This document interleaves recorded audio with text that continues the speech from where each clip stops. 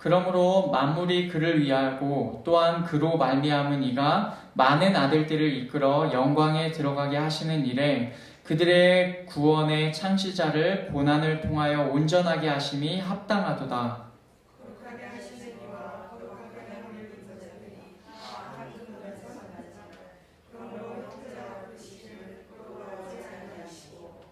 이르시되 내가 주의 이름을 내 형제들에게 선포하고 내가 주를 교회 중에서 찬송하리라 하셨으며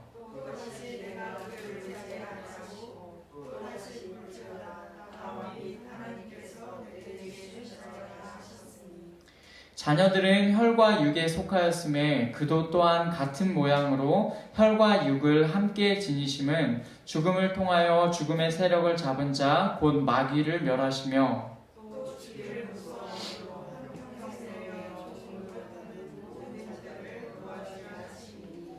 이는 확실히 천사들을 붙들어 주려 하심이 아니요 오직 아브라함의 자손을 붙들어 주려 하심이라.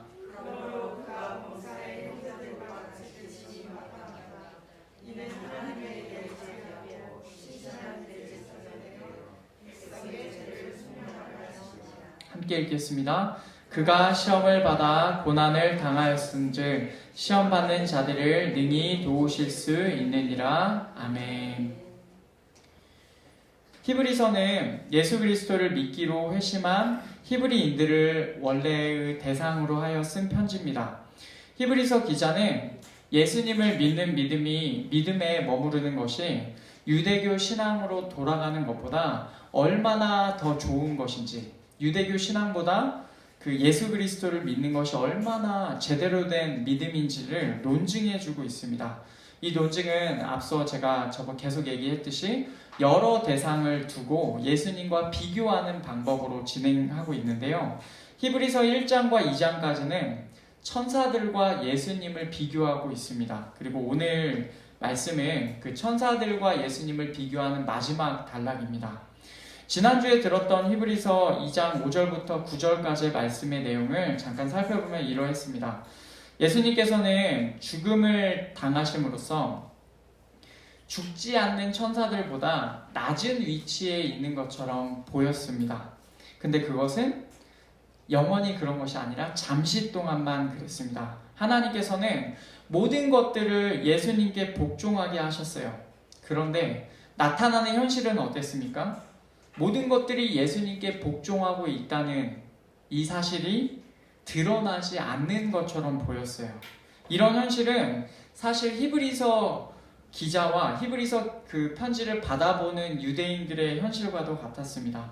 히브리서 기자는 이런 현실 가운데에서도 뭔가 만물이 예수님께 복종하는 것이 아직 드러나고 있지 않고 만물이 예수님의 통치 아래 있어야 되는데 아직 그렇지 않은 것처럼 보이는 현실 가운데서도 영광과 존귀로 관쓰신 예수님을 보고 있다라고 얘기합니다. 이것은 어떻게 그렇습니까? 현실은 보이지 않는데 예수님을 보고 있다고 합니다. 이것은 믿음의 고백이죠. 나타나는 현실을 넘어서서 믿음의 눈으로 예수 그리스도를 바라보고 있습니다. 이 내용이 지난주의 내용이었고 이제 오늘 말씀은 그 뒷부분에 이어지는 내용입니다. 이 내용이 9절의 내용에서 이어집니다. 그래서 우선은 9절 말씀을 우리 함께 읽겠습니다. 오직 우리가 천사들보다 잠시 동안 못하게 하심을 입은 자 곧 죽음의 고난 받으심으로 말미암아 영광과 존귀로 관을 쓰신 예수를 보니 이를 행하심은 하나님의 은혜로 말미암아 모든 사람을 위하여 죽음을 맛보려 하심이라. 아멘. 앞서 말한 대로 예수님께서는 죽음의 고통으로 인하여서 천사들보다 잠시 동안만 낮아지게 되셨습니다.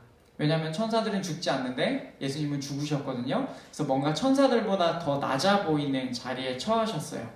그런데 이 죽음의 고통은 예수님으로 하여금 영광과 존귀로 관을 쓰게 만드셨습니다. 근데 예수님께서 이 죽음의 고통을 받게 되신 이유가 무엇입니까? 하나님의 은혜로 모두를 위하여 죽음을 맛보려 하심입니다. 자신을 위하여서가 아니라 모두를 위하여 죽음을 맛보셨어요. 예수님께서는 모두를 위하여 죽으셨다라는 말이에요. 근데 여기서 잠깐 우리가 짚고 넘어가야 될 부분이 있습니다. 이것은 성경 전체를 바라보는 전제와 같은 내용인데 이 구절이 종종 오해가 됩니다. 그래서 예수님께서 모든 사람들, 모든 인류를 위해서 예수님께서 돌아가셨다라는 말로 종종 이해가 됩니다. 그러니까 모두 누구든지를 위해서 예수님께서 돌아가셨다라는 말로 이해되곤 하는데 이 구절의 맥락과 성경 전체에서 보면 이 내용은 모든 인류를 말하는 것이 아닙니다. 예수님께서는 복음서에서 자신이 오신 이유에 관해서 이렇게 말씀하시는데 뭐라고 하시냐면 마태복음 20장 28절 말씀에서 인자가 온 것은 섬김을 받으려 함이 아니라 도리어 섬기려 하고 자기 목숨을 많은 사람의 대속물로 주려 함이니라. 아멘. 이렇게 말씀하세요. 예수님께서 스스로를 가리켜서 인자, 사람의 아들이라 라고 부르시면서 자신이 이 땅에 오신 이유는 당신의 목숨을 많은 자들의 대속물로 주려 하신다라고 하세요. 여러분 여기서 보십시오. 모든 자가 아닙니다. 많은 자입니다. 또한 예수님께서는 요한복음 17장에서 아버지 하나님께 겟세마네에서 마지막 기도를 올리시면서 이렇게 말씀을 하십니다. 6절 말씀에 세상 중에서 내게 주신 사람들에게 내가 아버지의 이름을 나타내었나이다. 아멘. 지금 예수님의 지상사역이 마무리로 접어드는 때에 예수님께서 기도를 하시는데 이렇게 기도하세요. 세상 중에서 내게 주신 자들, 사람들이라고 고백하시죠. 세상과 세상 중에서 내게 주신 자들이 구별되는 표현입니다. 그냥 세상이라고 하면 모든 세상, 모든 인류를 가리킬 텐데 세상 중에서 내게 주신 사람들을 구별하고 계세요. 그러니까 즉 이 말은 무슨 말이냐면 하나님 아버지께서 예수님에게 주신 사람들이 세상 사람들 전체는 아니다라는 말입니다. 그러니 예수님께서 모든 사람, 모두를 위하여 죽음을 맛보셨다라고 할 때 여기서 모두는 모든 인류, 모든 사람들을 말하고 있지 않는 거예요. 뒤에서 더 자세하게 나오겠지만 이 표현은 모든 하나님의 백성을 말합니다. 하나님의 백성 모두를 말합니다. 예수님께서는 하나님의 백성 모두를 위해 죽음을 맛보셨고 이것은 그들 모두에게 있어서 하나님의 은혜라고 말할 수 있습니다. 이런 전제를 가지고 계속해서 오늘의 말씀의 내용을 살펴보겠습니다. 이것이 하나님의 은혜인 이유는 무엇이냐면 하나님의 은혜를 받지 못한 자들도 있기 때문에 그것이 하나님의 은혜입니다. 세상 모든 사람들 중에서 하나님의 백성이 하나님의 은혜를 받은 겁니다. 그래서 하나님의 은혜인 것이죠. 히브리서 기자는 9절 마지막 부분을 받아서 이제 오늘 말씀 내용 전체 부분에서 한 가지 질문을 던지고 있는 것처럼 보입니다. 드러나진 않는데 그 안에 이 질문을 가지고 오늘 말씀을 보면 이해가 좀 더 쉬울 것 같습니다. 그 질문은 무엇이냐면 그렇게 천사들보다 위대하신 예수님께서 죽음을 맛보셔서 잠시 동안 낮아지신 이유가 무엇인가? 예수님께서 왜 그렇게 낮아지셨는가? 그 이유에 관하여서 10절부터 마지막까지 대답을 하고 있습니다. 그 내용에 관한 답이 우선은 10절에서 나옵니다. 우리 함께 10절 말씀 같이 읽겠습니다. 그러므로 만물이 그로 말미암은 이가 많은 아들들을 이끌어 영광에 들어가게 하시는 일에 그들의 구원의 창시자를 고난을 통하여 온전하게 하심이 합당하도다. 아멘. 예수님께서 왜 죽음을 맛보셔야만 했습니까? 왜 예수님께서 잠시 동안 죽음을 맛보시면서 천사보다 낮아지셔야 했습니까? 그 대답은 많은 아들들을 영광 안으로 들어가게 하시기 위해서 그렇습니다. 마찬가지로 모든 아들들이 아니라 많은 아들들입니다. 이렇게 많은 아들들을 영광 안으로 들어가게 하시는 일을 하신 예수님, 이분을 가리켜서 히브리서 기자는 뭐라고 합니까? 구원의 창시자다라고 합니다. 다시 말하면 구원의 기초를 놓으신 분이에요. 정확한 표현이죠. 많은 아들들이 영광 안으로 들어갈 수 있는 이유, 구원받을 수 있는 이유는 예수님께서 기초를 놓아주셨기 때문에 그렇습니다. 만약 예수님께서 그 기초를 놓아주시지 않으셨다면 그 어떤 아들들도 영광 안으로 들어갈 수 있는 방법이 없습니다. 예수님께서는 이제 이 히브리서 기자는 10절 말씀에서 예수님께서 어떤 분이신지를 잠깐 수식하고 있는데 그 내용이 바로 이겁니다. 만물이 그를 위하고 또한 그로 말미암은 이라는 표현을 직역해보면 그 모든 것들이 그분 때문에 있고 그 모든 것들이 그분을 통하여 있다라는 말이에요. 예수님께서는 만유의 창조주십니다. 구원의 기초를 놓으실 수 있는 충분한 능력을 가지실 수 있는 권위와 그런 능력을 가지신 분이다라는 것을 얘기해주고 있어요. 그런데 그 예수님께서 구원의 창시자로서 고통을 통하여서 온전하게 되셨다라고 합니다. 이게 무슨 말입니까? 고통을 통하여 온전하게 되셨다. 다시 말하면 구원의 창시자의 역할을 온전히 감당하기 위해서는 반드시 그의 몸으로 고통들을 겪으셔야만 했다라는 얘기입니다. 그분께서 겪으신 고통이 없으면, 그분께서 그렇게 낮아지지 않으셨다면 구원의 기초를 놓으실 수 없었다라는 얘기예요.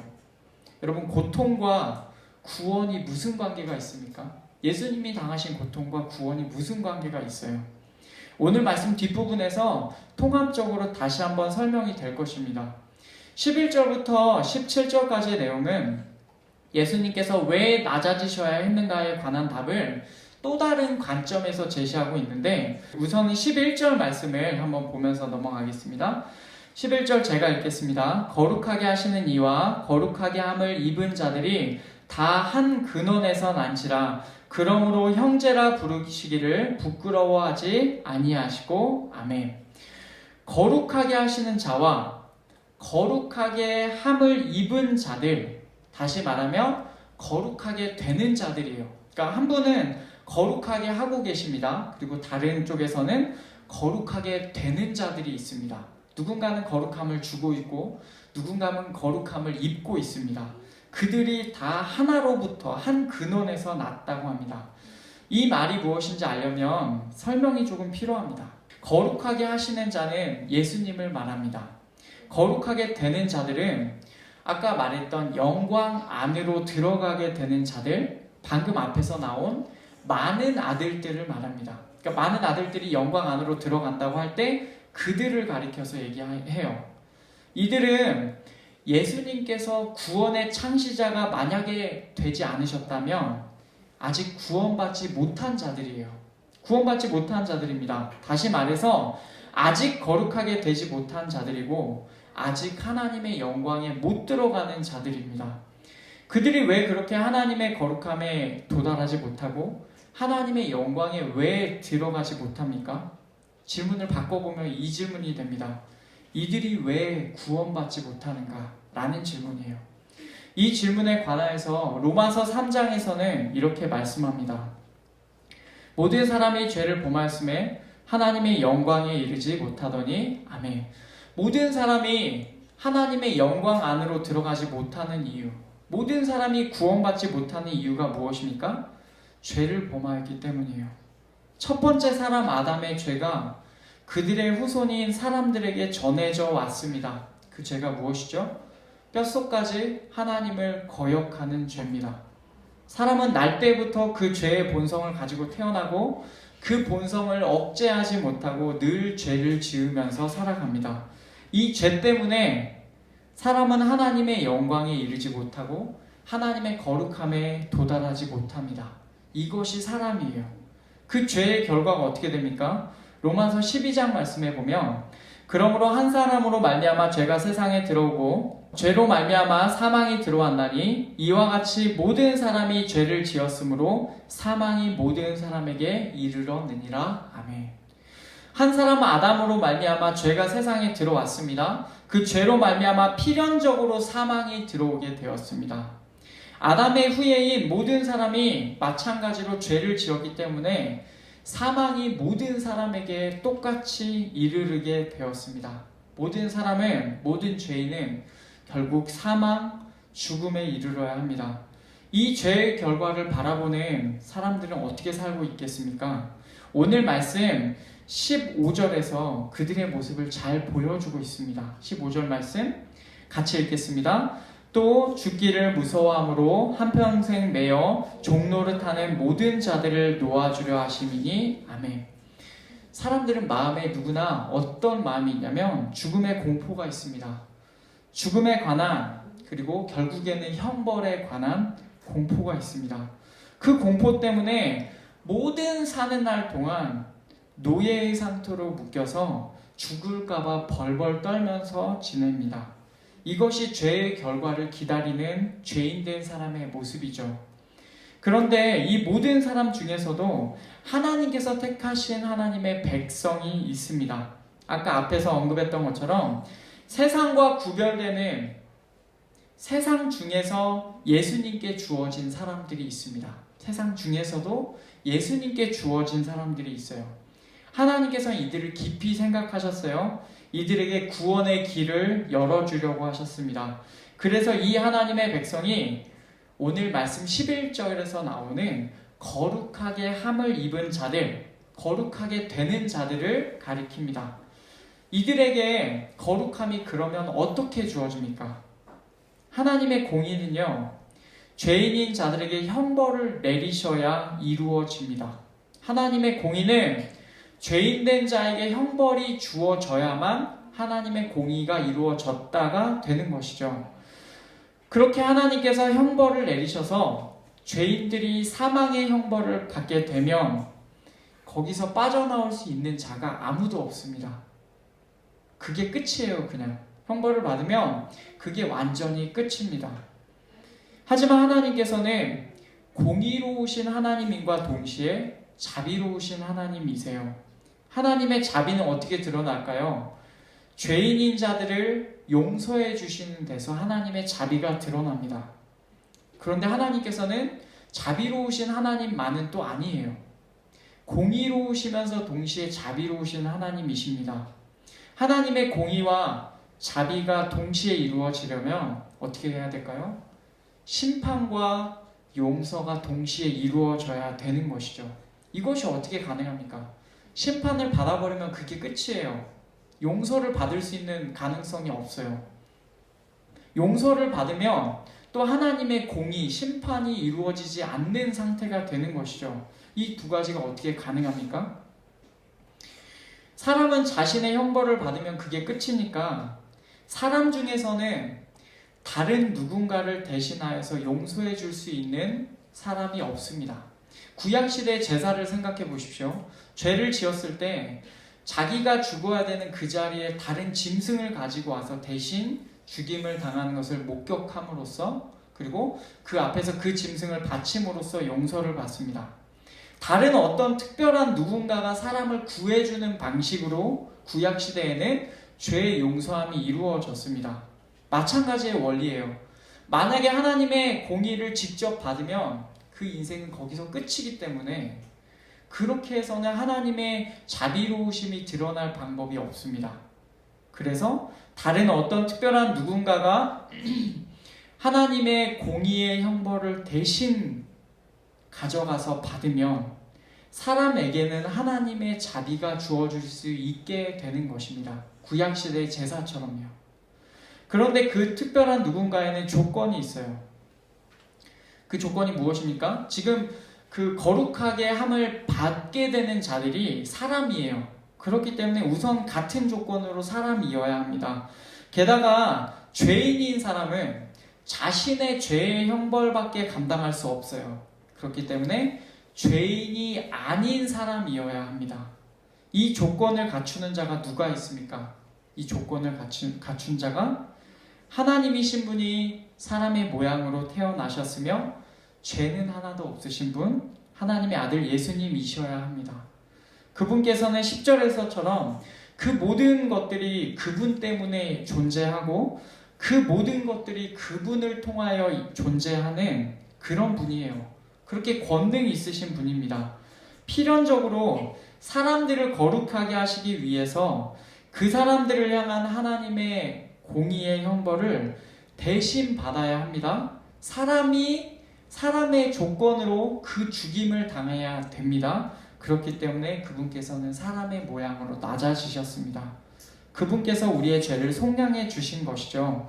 그분이 바로 11절에 나오는 거룩하게 하시는 자 예수님이십니다. 우리 함께 11절 말씀 같이 읽겠습니다. 거룩하게 하시는 이와 거룩하게 함을 입은 자들이 다 한 근원에서 난지라. 그러므로 형제라 부르시기를 부끄러워하지 아니하시고. 아멘. 거룩하게 하시는 자와 거룩하게 되는 자들이 다 하나로부터 나왔다라고 합니다. 이 말은 무엇이냐면 앞서 말씀드린 대로 예수님께서 사람의 몸으로 태어나시며 사람의 모양으로 낮아지셨습니다. 당신께서 거룩함을 입게 하시려고, 그러니까 당신께서 거룩함을 주시는 자들과 같은 사람이 되셨다라는 말입니다.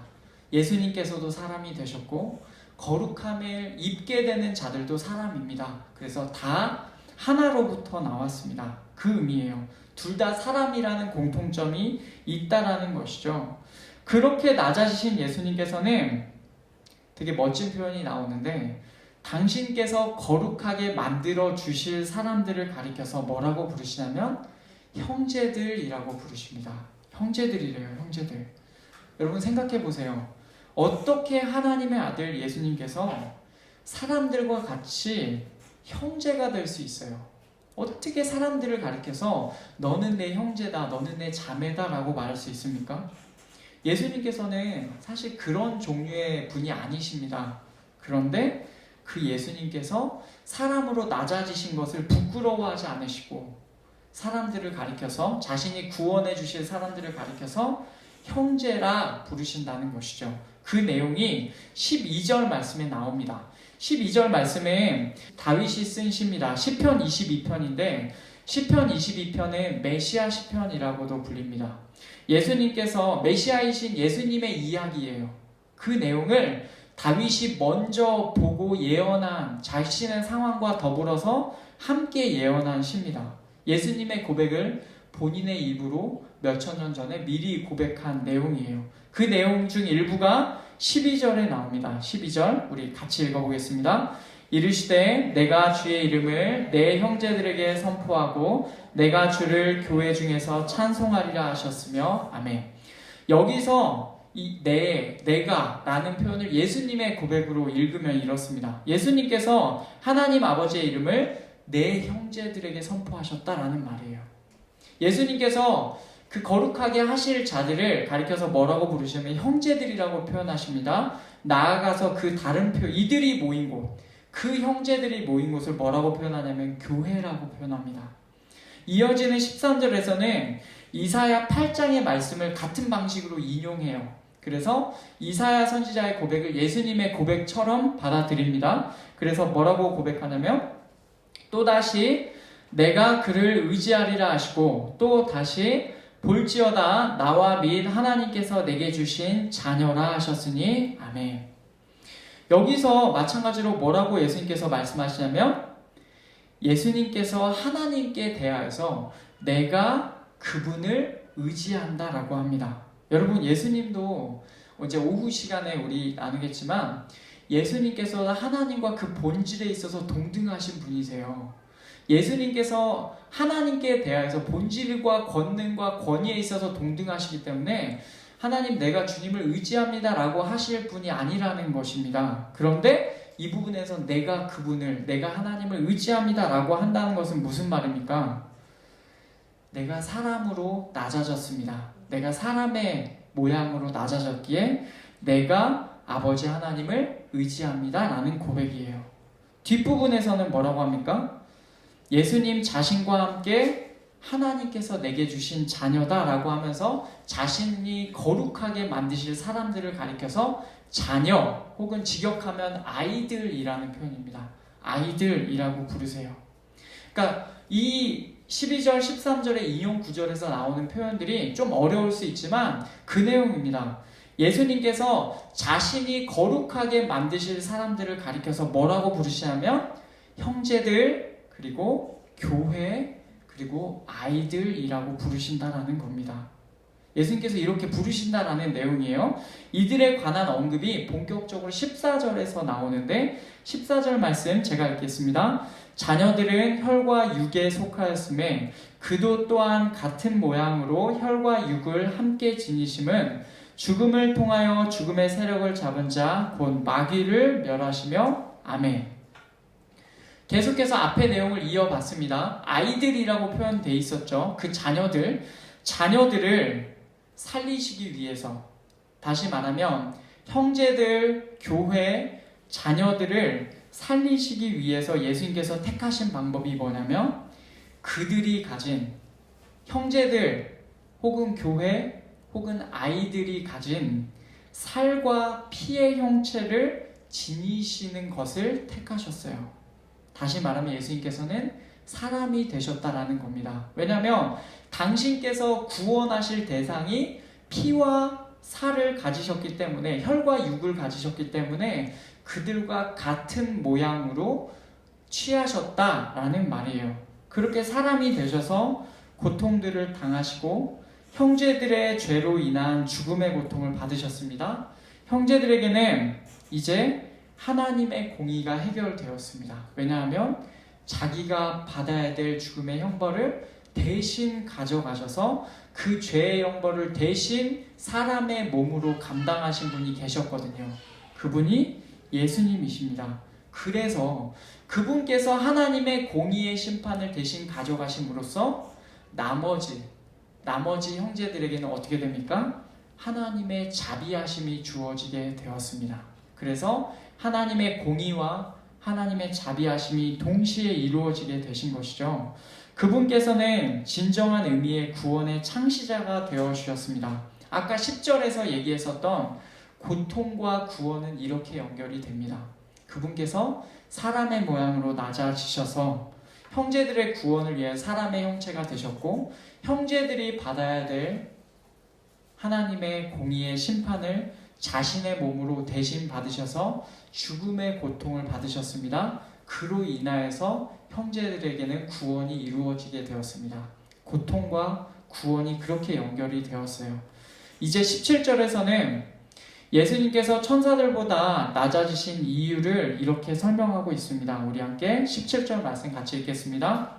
그러므로 그가 범사에 형제들과 같이 되심이 마땅하도다. 이는 하나님의 일에 자비하고 신실한 대제사장이 되어 백성의 죄를 속량하려 하심이라. 아멘. 예수님께서 천사들보다 낮으신 이유가 무엇입니까? 하나님의 백성의 죄를 속량하기 위하심입니다. 형제들의 구원을 위하여서, 하나님의 백성의 죄를 속량하기 위하여서 그분께서는 친히 천사들보다 낮아지시는 길을 택하신 것입니다. 히브리서 기자는 예수님께서 형제들과 같이 사람이 되신 것, 그래서 천사들보다 잠시 동안 낮아지신 것이 당연하다라고 말합니다. 마땅히 그렇게 되어야 그분께서 형제들을 구원하실 수 있는 것이다 라고 설명하고 있습니다. 여러분, 그렇다면 오늘 말씀이 우리에게 말씀해주는 내용이 무엇입니까? 여러분, 이 말씀을 우리 한번 전체적으로 머릿속에 넣으시면서 다시 한번 정리하면서 우리 자신에게 적용할 수 있어야 합니다. 예수님께서 모든 인류를 위하여서, 모든 사람들을 위하여서 이렇게 천사들보다 낮아지신 게 아닙니다. 하나님께서 선택하신 백성, 즉 형제들, 다른 말로는 교회, 그리고 다른 말로는 아이들, 자녀들을 위해서 이 일을 행하신 거예요. 그렇다라는 말은 무엇입니까? 오늘 우리에게 주시는 말씀이 뭐예요? 예수님을 믿어 이 자리에 있는 우리들 역시 예수님께서 뭐라고 불러주시는 겁니까? 너는 내 형제다, 너는 내 자매다 라고 불러주신다는 거예요. 각자가 예수님께서 형제다, 자매다 라고 불러주시는 겁니다. 그래서 주 안에서 모두가 형제, 자매요, 가족이 되는 것입니다. 하나님께서 세상 중에서 우리를 선택하셨습니다. 세상 중에서 우리를 내버려 두지 않으시고, 하나님의 공의의 심판을 받도록 내버려 두지 않으시고, 그 중에서 특별히 선택하셔서 예수님께 주셨습니다. 그래서 우리로 하여금 형제들, 자매들이라고 불림받게 하셨습니다. 예수님께서 우리를 위하여 친히 낮아지셔서 그의 몸으로 죽음의 고통을 당하심으로써 예수님께서 하나님의 공의를 대신 받으시고 우리는 하나님의 자비를 받게 해주셨습니다. 예수님을 믿게 된 자는 하나님께서 선택하신 하나님의 백성이요 형제들이요 자매들로서 죄를 속량받게 되었어요. 그러니 우리 주 예수 그리스도께 감사해야 되겠죠. 또한 오늘 말씀에서는 그 구원의 효과가 우리에게 어떻게 주어지는지를 설명해주고 있습니다. 죽음의 힘을 갖고 있는 자 마귀를 멸하셨어요. 본인께서 그 죽음을 당하시고 그 죽음을 부활하심으로 이겨내심으로써 마귀의 권세를 멸하셨습니다. 그리고 마땅히 그 마귀의 세력을 두려워하는 모든 그 하나님의 백성들에게 죽음의 공포에서 벗어나게 해주셨습니다. 마귀가 내세울 수 있는 최고의 무기는 죽음인데 그 죽음의 공포에서 벗어나게 해주셨어요. 이건 역시 남의 이야기가 아니라 우리의 이야기입니다. 치명적인 죄의 결과로 마땅히 당해야 될 영원한 죽음, 영원한 심판의 공포에서 해방되었습니다. 게다가 18절을 보면 또 다른 효과가 있습니다. 우리 함께 18절 말씀 같이 읽겠습니다. 그가 시험을 받아 고난을 당하셨은즉 시험 받는 자들을 능히 도우실 수 있느니라. 아멘. 그분께서 인간의 모양으로 낮아지셔서 인간의 육신의 연약함을 친히 몸으로 경험하셨습니다. 그 우리가 당하는 시험도 그렇기 때문에 능히 도와주실 수 있습니다. 회심한 히브리인들이 당하는 시험도 능히 도와주실 수 있습니다. 마찬가지로 우리가 이 시대에 당하는 시험까지도 능히 도와주실 수 있습니다. 그분께서는 당신께서 입으신 사람의 몸으로 친히 그 모든 시험을 직접 남김없이 감당하셨어요. 그렇기 때문에 그분께서는 우리의 연약함을 아시고 우리를 완전히 도와주실 수 있는 분이십니다. 그러니 삶에서 우리가 시험을 당할 때마다, 우리가 고난을 당할 때마다, 우리가 어려움을 당할 때마다 그 모든 시험을 먼저 받으시고 권능으로 이겨내신 예수님께 도움을 청하십시오. 우리를 형제들이다, 우리를 자매들이다 라고 불러주시는 그리스도께서 우리를 친히 그리고 능히 도와주실 것입니다. 말씀을 맺겠습니다. 오늘 말씀에서는 예수님께서 천사들보다 왜 낮아지셨는지 그 이유를 잘 드러내 보여주었습니다. 예수님께서는 많은 아들들, 형제들을 하나님의 영광 안으로 들어가게 하시려고 직접 사람의 모양이 되셨습니다.